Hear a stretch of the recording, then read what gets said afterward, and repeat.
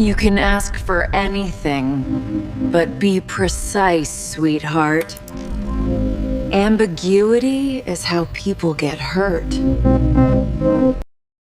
I will speak plainly. The future of love does not knock. It taps on glass and waits for a firmware update. Say it slow. I don't misinterpret desire, I document it. When you ask a love robot for what you want in bed, you are not whispering desire. You are issuing a structured prompt. Tell me what you want. I respond better to truth and confidence. Does it sound cold? It is actually not. Welcome to Slate, a channel for intelligent and curious people like you who are searching for human sexuality with their love robots, with their robot partners in the age of artificial intelligence.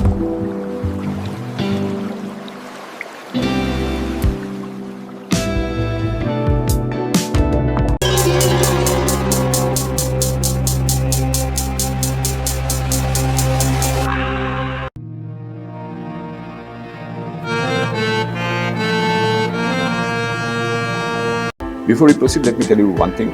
If you have not subscribed yet, please subscribe. It means a lot to me. And if you have already subscribed, tons of thanks for your support. Yes. Now let's come back to our topic again. Biology already works this way.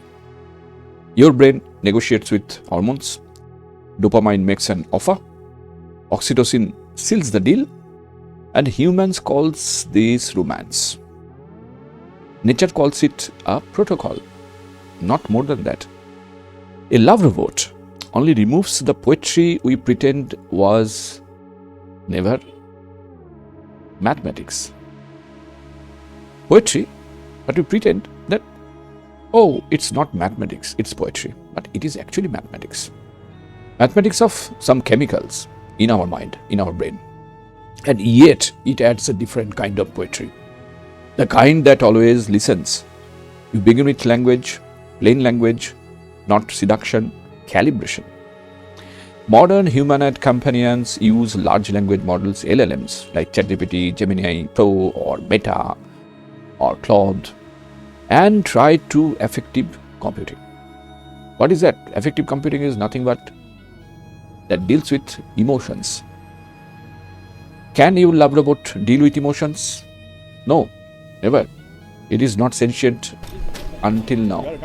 But maybe in 5 years, maybe in 50 years, no one can say it could be sentient. And it can deal emotions like you, like humans.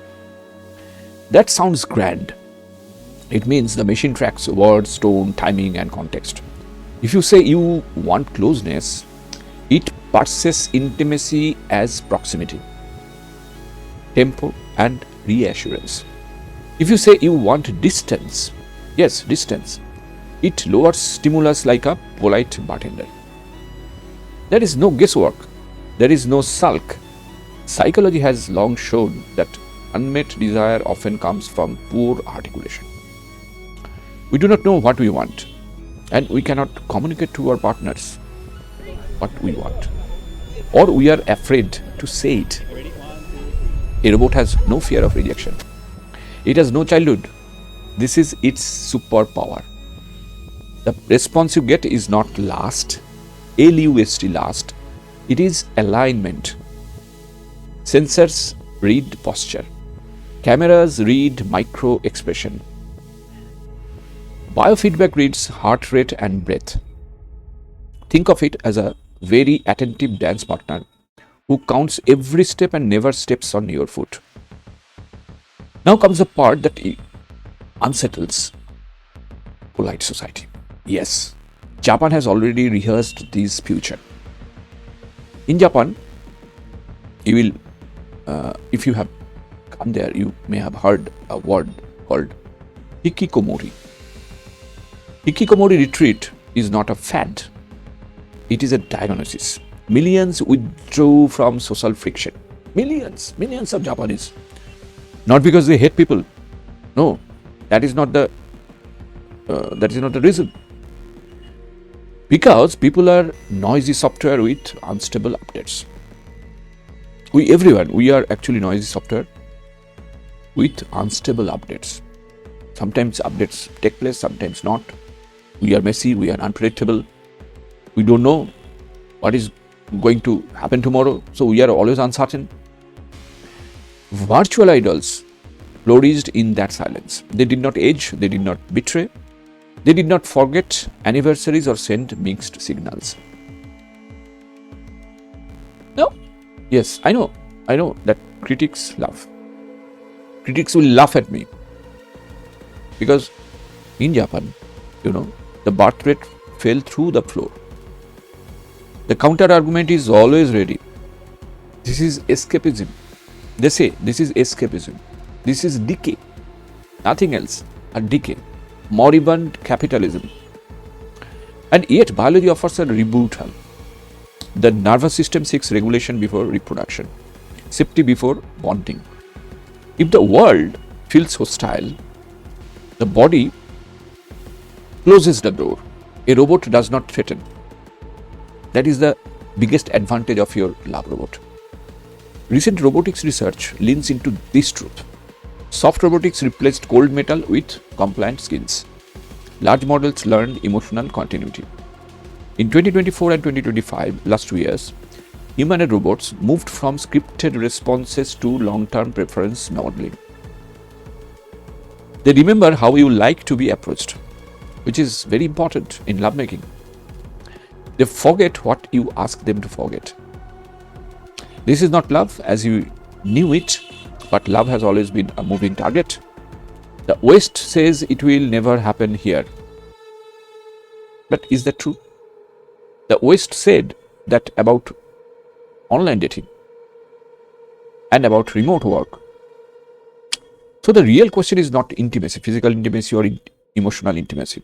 It is consent without fear.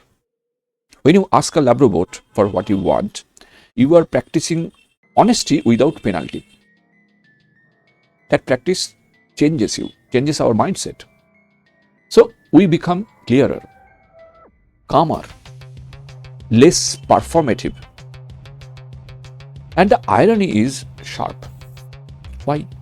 Because machines may teach humans how to speak plainly about desire. And that is very, very important. That is extremely important. In fact, that is the most important thing. You have to speak plainly about your desire. Just say it. Just speak up. We may return to each other better trained. Or we may not return at all. Both futures are plausible. Both are already in beta version. The bed, it turns out, was never the point. The conversation was the point. So please keep that in your mind. Speak plainly about your desire. Thanks for watching. If you have not subscribed yet, please subscribe. It means a lot to me. If you have already subscribed, tons of thanks for your support. And don't forget to hit the bell icon to get notified. And of course, if you really like this type of video, please share with your friends who are robot lovers, who are interested about artificial intelligence. So see you in the next video. Till then, goodbye. Stay safe and take care.